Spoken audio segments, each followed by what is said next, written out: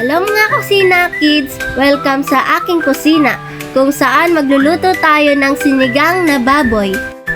Una, hugasan muna natin ng gulay at baboy. Kahit masarap na to, dapat malinis pa rin. Magbabalat tayo ng sibuyas at bawang. Ayan na! Umiiyak na ako. Charot! Pero kids, huwag kayong mag-alala. Hindi ako sad. Acting lang to, no? Ilagay natin ang baboy sa kaldero, lagyan ng tubig at konting asin.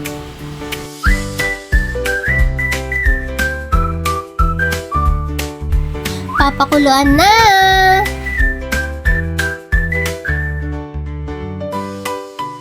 Takpan muna natin ito at hintayin kumulo. Kapag kumulo na, tignan natin kung malambot na ang baboy.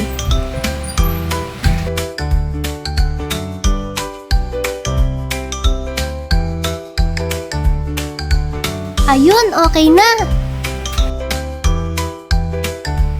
Igisa natin ng sibuyas, bawang at konting sili para may spice. Pero konti lang dapat ang sili, baka magmukha tayong dragon yan. Charot!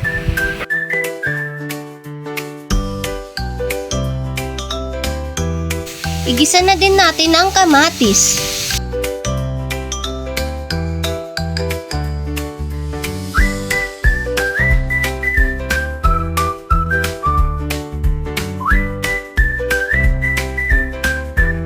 Igisa na din natin ang baboy, hiwalay natin ang sabaw.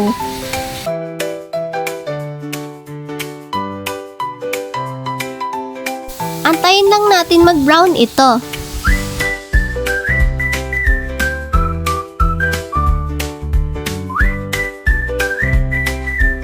O ayan, kapag nag-brown na ang baboy, ilagay na natin ng sabaw.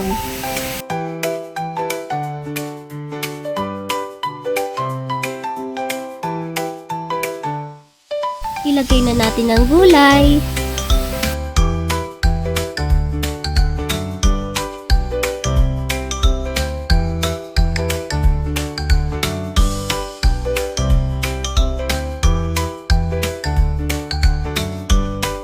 At ang ating secret ingredients, lagyan natin ng sabaw galing sa pinaghugasan ng bigas para masarap ito.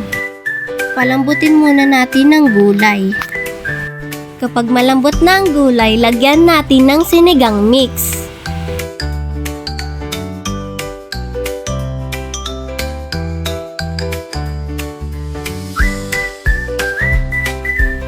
Haluin natin ito katulad ng pagpapaikot sa'yo ng crush mo. Charot!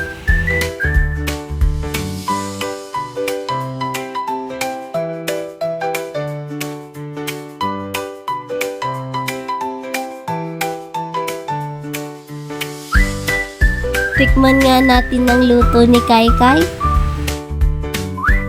Teka, di yata pumaras. Lagyan pa natin ng sili. Yan.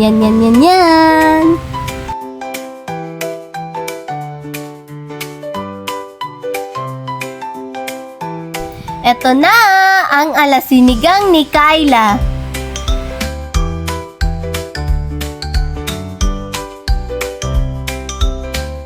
Nagugutom na talaga ako eh. Kain na nga tayo.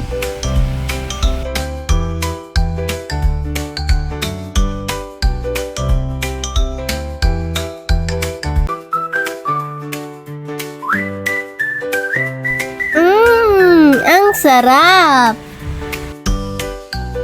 Kita naman siguro sa mukha ko, di ba?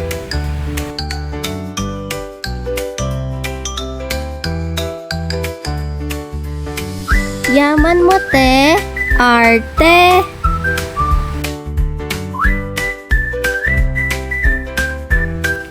Bye-bye mga kusina. Thank you for watching.